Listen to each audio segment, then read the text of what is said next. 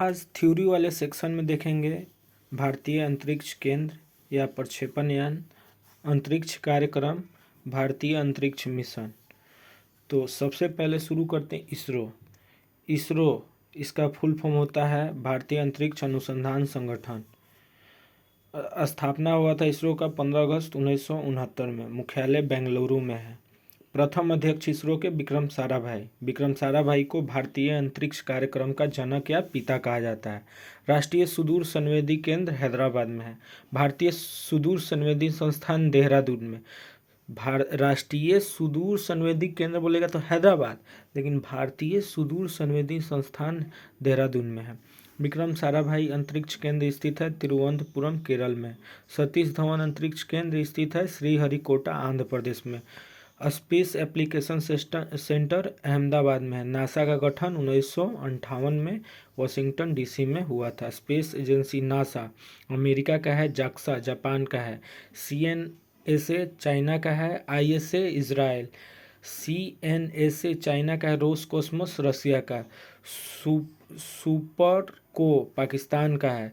AEB Brazil.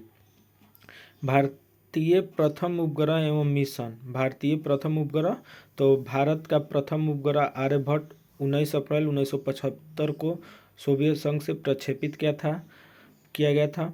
Bharat में निर्मित एवं भारत में प्रक्षेपित भारत का प्रथम उपग्रह रोहिणी, जिसको कि RS-1 बोलते हैं। भारत का पहला मौसम उपग्रह कल्पना 1, पुराना नाम मैटसेट। भारत का प्रथम संचार उपग्रह एप्पल। भारत का प्रथम चंद्र मिशन चंद्रयान फर्स्ट। पहला पृथ्वी अवलोकन उपग्रह EOS-03। भारत का पहला सौर मिशन आदित्य L1। SLV का पूर्ण रूप होता है सैटेलाइट लॉन्च व्हीकल। ASLV का augmented satellite launch vehicle. SSLV का पूर्ण रूप होता है small satellite launch vehicle. PSLV का पूर्ण रूप होता है polar satellite launch vehicle. GSLV का पूर्ण रूप होता है geosynchronous satellite launch vehicle. SLV-3 का प्रथम प्रक्षेपण यान था। SLV-3 भारत का प्रथम प्रक्षेपण यान था। भारत का प्रथम उपग्रह रोहिणी RS-1 18 जुलाई 1980 को SLV-3 से भेजा गया था। PSLV का अन्य नाम वर्क हॉर्स है। GSLV के माध्यम से अधिक भार वाला उपग्रह को भेजा जाता है। आगे है अंतरिक्ष कार्यक्रम। विश्व का अंतरिक्ष युग में प्रवेश 1957 में। भारत में अंतरिक्ष कार्यक्रम का शुरू 1962 में। अंतरिक्ष विभाग या अंतरिक्ष आयोग का स्थापना 1972 में हुआ था। अंतरिक्ष में प्रथम जानवर लाइका कुतिया। अंतरिक्ष में पहुंचने वाला प्रथम व्यक्ति मेजर यूरी गागरिन, सोवियत संघ 1961। अंतरिक्ष में जाने वाले प्रथम महिला वेलेंतीना तेरेस्कोवा, सोवियत संघ 1963। आगे अंतरिक्ष में तैरने वाले प्रथम व्यक्ति एलेक्सी लियोनोव, सोवियत संघ 1965। अंतरिक्ष में तैरने वाली प्रथम महिला स्वेतलाना सवित्काय। अंतरिक्ष में प्रथम एशियाई काम फुआनपे। ये देखिए अंतरिक्ष में पहुंचने वाले प्रथम जो व्यक्ति थे ना, मेजर यूरी गागरिन, जो सोवियत संघ के थे 1961 में। ये बोस्टक 1 से गए थे। जो जिस अंतरिक्षयान से गए थे उसका नाम था बोस्टक 1। और अंतरिक्ष में जाने वाली प्रथम महिला वेलेंतीना तेरेस्कोवा जो 1963 में गई थी, वो बोस्टक 6 से गई थी। देखिए अंतरिक्ष में तैरने वाली प्रथम महिला स्वेतलाना सवित्काय। अंतरिक्ष में प्रथम एशियाई हो जाएंगे फाम तुआनपे। अंतरिक्ष में जाने वाले प्रथम भारतीय तो राकेश शर्मा थे, 3 अप्रैल 1984 में गए थे। अंतरिक्ष में प्रवेश करने वाले भारतीय मूल की प्रथम महिला कल्पना चावला 1997 को गई थी, जिनका जन्म 1962 में हरियाणा के करनाल में हुआ था।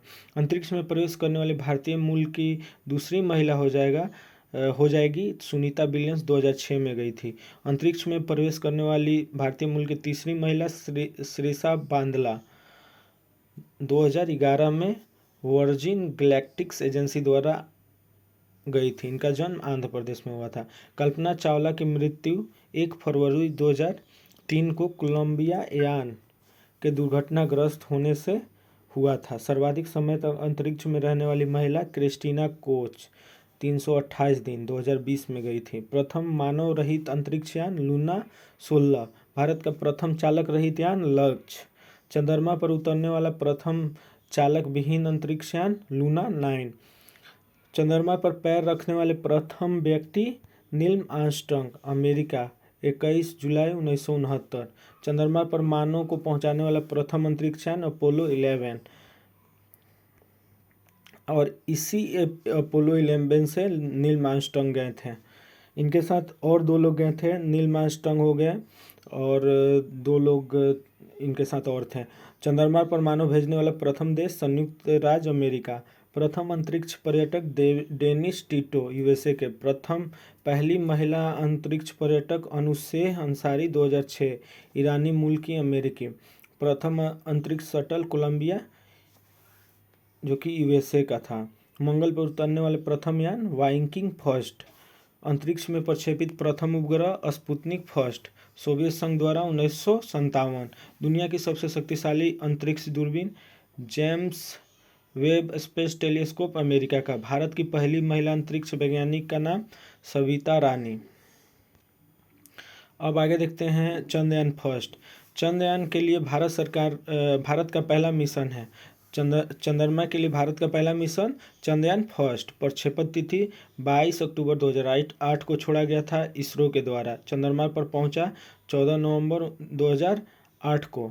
प्रक्षेपण स्थल था सतीश धवन अंतरिक्ष केंद्र से इसको छोड़ा गया था। प्रक्षेपण यान का नाम PSLV XL C11। तत्कालीन इसरो के प्रमुख थे माधव राय।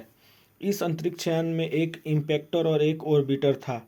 इम्पैक्टर 14 नवंबर 2008 को चंद्रमा के एक्सेलेरेटर क्रेटर के जवाहर पॉइंट नामक स्थान पर उतरा। चंद्रमा की सतह पर पानी का पता लगाया।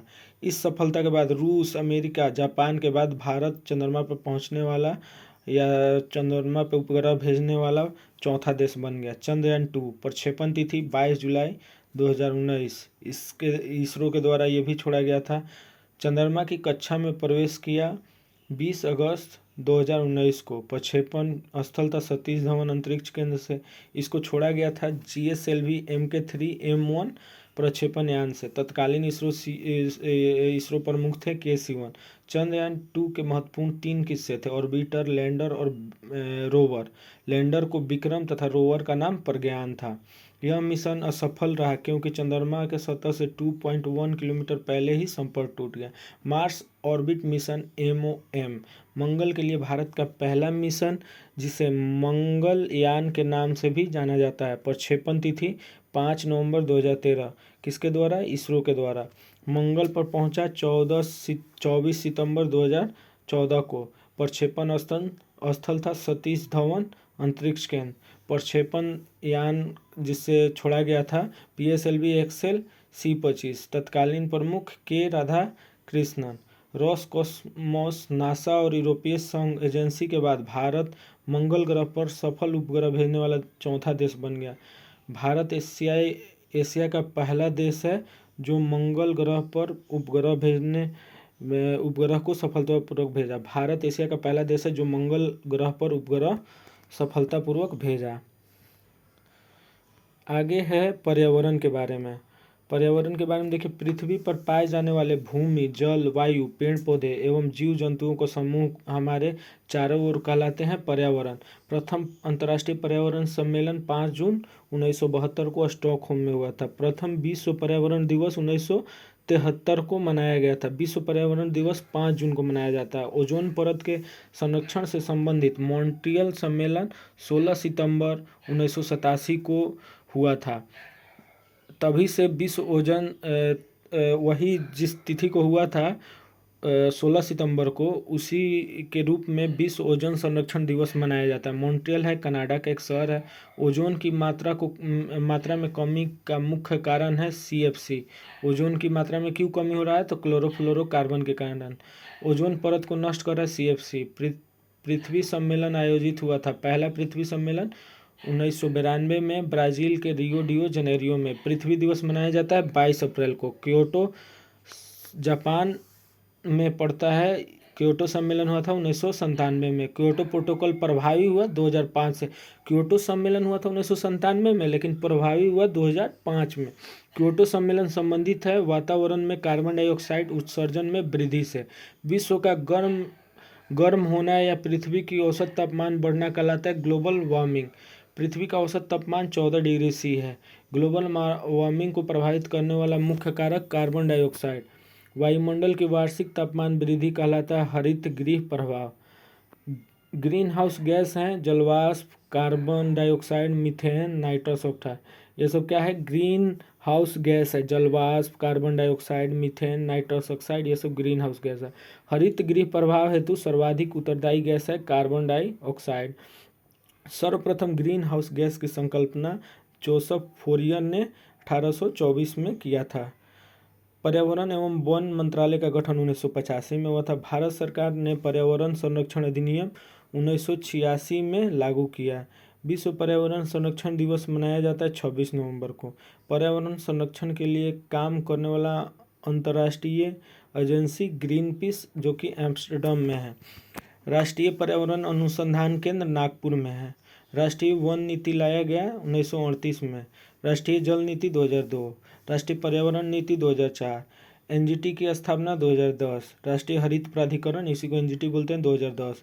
विश्व आर्द्र भूमि दिवस मनाया जाता है 2 फरवरी को। विश्व वन दिवस 21 मार्च, विश्व जल 22 मार्च और इसी दिन बिहार दिवस भी मनाया जाता है। जैव विविधता दिवस 22 मई को। रेड डाटा बुक संबंधित है विलुप्त या संकटग्रस्त जीवों से।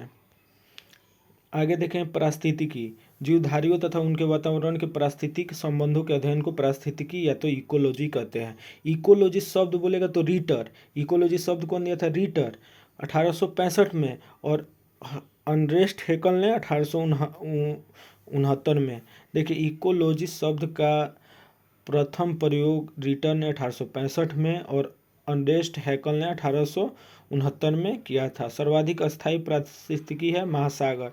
रचना एवं कार्य की दृष्टि से विभिन्न जीवों और वातावरण की मिलीजुली इकाई कहलाता है पारिस्थितिकी तंत्र। इसी को बोलते हैं इकोसिस्टम। पारिस्थितिकी तंत्र या पारितंत्र शब्द का प्रयोग सर्वप्रथम एजी टांसले। पारिस्थितिकी तंत्र बोलेगा तो टांसले 1935 में। पारितंत्र में ऊर्जा का स्रोत तो सूर्य का प्रकाश। वातावरण का कार्यात्मक इकाई पारितंत्र। पारिस्थितिकी तंत्र 2 घटकों का बना होता है, जैविक घटक एवं अजैविक घटक। जैविक घटक को 3 भागों में बांटा गया है, उत्पाद, उपभोक्ता, अपघटक। उत्पाद द्वारा उत्पादित खाद्य पदार्थों का उपयोग करने वाले को घटक कहते हैं, उसको उपभोक्ता। उत्पाद द्वारा उत्पादित खाद्य पदार्थों का उपयोग करने वाले घटक को कहते हैं उपभोक्ता। उपभोक्ता 3 प्रकार के होते हैं, प्राथमिक, द्वितीयक, तृतीयक। वे जीव जो हरे पौधे को खाते हैं वो प्राथमिक, जैसे कि बकरी, गाय, भैंस। अब इसको जो खा जाएगा, बकरी, गाय, भैंस को जो खा जाएगा द्वितीयक होगा, जैसे कि आपका भेड़िया, मोर, लोमड़ी, ये सब द्वितीय हो जाएगा। और तृतीय में जो ये सब को खा जाएगा, भेड़िया, मोर, लोमड़ी को खा जाएगा, वो तृतीय में हो जाएगा। जैसे बाघ, शेर, चीता। बाघ भेड़िया का खा जाएगा, लोमड़ी को खा जाएगा, तो ये सब तृतीय में हो जाएगा। कहने का मतलब ये है कि प्राथमिक में हो जाएगा ये गाय भैंस जो शाकाहारी हो गया। द्वितीय में हो जाएगा आपका जो प्राथमिक वाले को खा जाता है, जैसे कि प्राथमिक उपभोक्ता को भोजन के रूप में प्रयुक्त करने वाले जीव को द्वितीयक उपभोक्ता कहते हैं। और द्वितीयक वाला को जो खा जाएगा वो तृतीयक हो जाएगा, जैसे बाघ, शेर, चीता। अजैविक घटक को 2 भागों में विभक्त किया गया है, कार्बनिक एवं अकार्बनिक। कार्बनिक अजैविक घटक है कार्बोहाइड्रेट, प्रोटीन एवं वसा का। अकार्बनिक अजैविक घटक है मृदा, जल, वायु, खनिज। अपघटक होता है कवक एवं जीवाणु। सफाई कर्मचारी कहलाते हैं अपघटक। एक जीव द्वारा दूसरे को खाए जाने पर पोषक तत्वों एवं ऊर्जा का रूपांतरण कहलाता है खाद्य श्रृंखला। खाद्य श्रृंखला बनती है उत्पादकों, उपभोक्ताओं एवं अपघटकों से मिलकर। खाद्य श्रृंखला में प्राथमिक एवं द्वितीय उपभोक्ता मानव। किसी पारितंत्र के विभिन्न ऊर्जा स्तरों की कार्यात्मक भूमिका की तुलना करने हेतु प्रदर्शन किया जाता है ऊर्जा पिरामिड का। ऊर्जा पिरामिड सदैव होता है सीधा। सर्वाधिक जैव विविधता पाई जाती है उष्णकटिबंधीय वर्षा वन में। पारिस्थितिकी विज्ञान केंद्र कहाँ है? बेंगलुरु में। आगे देखते हैं प्रदूषण। प्रदूषण वायु, जल या भूमि में अनचाहे परिवर्तन मनुष्य एवं जीवधारियों के लिए हानिकारक हो कहलाता है प्रदूषण। मानव जनित पर्यावरणीय प्रदूषण कहलाता है एंथ्रोपोजेनिक्स। परजैविक प्रदूषण जैव विघटित प्रदूषक है वाहित मल। जैव विघटित प्रदूषक है वाहित मल। वायु प्रदूषक सीसा से प्रभावित अंग उदर। तंत्रिका तंत्र संबंधित रोग है सीसा। सीसा से तंत्रिका तंत्र संबंधित रोग होता है। एस्बेस्टस एस्बेस्टस धूल से प्रभावित अंग फेफड़ा, पारा से प्रभावित अंग मस्तिष्क। वायु प्रदूषक कार्बन मोनोऑक्साइड से प्रभावित करता है रक्त धराओं को। भूमिगत जल को दूषित करने वाले अजैविक प्रदूषक है आर्सेनिक। जल प्रदूषण को मापने हेतु जांच की जाती है बायोमैकेनिकल ऑक्सीजन डिमांड। मनुष्य में रक्त दाब बढ़ाकर दिल संबंधित रोग उत्पन्न करता है वायु प्रदूषक कैडमियम। ब्राउन एयर शब्द का प्रयोग किया जाता है प्रकाश रासायनिक धुआं के लिए। पीएम तथा एसपीएम संबंधित है प्रदूषण से। पीएम का तात्पर्य होता है पार्टिकुलेट मैटर, एसपीएम का फुल फॉर्म होता है सस्पेंडेड पार्टिकुलेट मैटर। वायु प्रदूषक है carbon monoxide, sulphur dioxide, hydrogen sulphide. 3 दिसंबर 1984 को भोपाल के यूनियन कार्बाइड फैक्ट्री में किस गैस का रिसाव हुआ था? तो MIC, मिथाइल आइसोसाइनाइड। मिनीमाता रोग पारा से होता है, पारा युक्त जल से होता है। मिनीमाता रोग सबसे पहले हुआ था जापान में। नदियों में जल प्रदूषण को मापा जाता है ऑक्सीजन की घुली हुई मात्रा से। सिगरेट के धुएं का मुख्य प्रदूषक है कार्बन मोनोऑक्साइड एवं बेंजीन। केंद्रीय प्रदूषण नियंत्रक बोर्ड दिल्ली में है। जल संरक्षण एवं प्रदूषण नियंत्रण अधिनियम बना 1974 में। वाहनों से निकलने वाले धुआं में पाए जाते कार्बन मोनोऑक्साइड एवं सीसा। कारखाने से निकलने वाले धुओं के रूप में पाया जाता है कार्बन डाइऑक्साइड। अम्ल वर्षा मिश्रित है सल्फर डाइऑक्साइड और नाइट्रोजन ऑक्साइड। अम्ल वर्षा के रूप में पृथ्वी पर गिरता है सल्फ्यूरिक अम्ल तथा नाइट्रिक अम्ल। DDT होता है अजैव अपघटनीय प्रदूषक। संगमरमर से निर्मित ऐतिहासिक इमारतों को हानि पहुंचता है सल्फर डाइऑक्साइड से। ग्रीन मफलर संबंधित है ध्वनि से। चावल के खेतों से निकलने वाले प्रदूषक मीथेन है।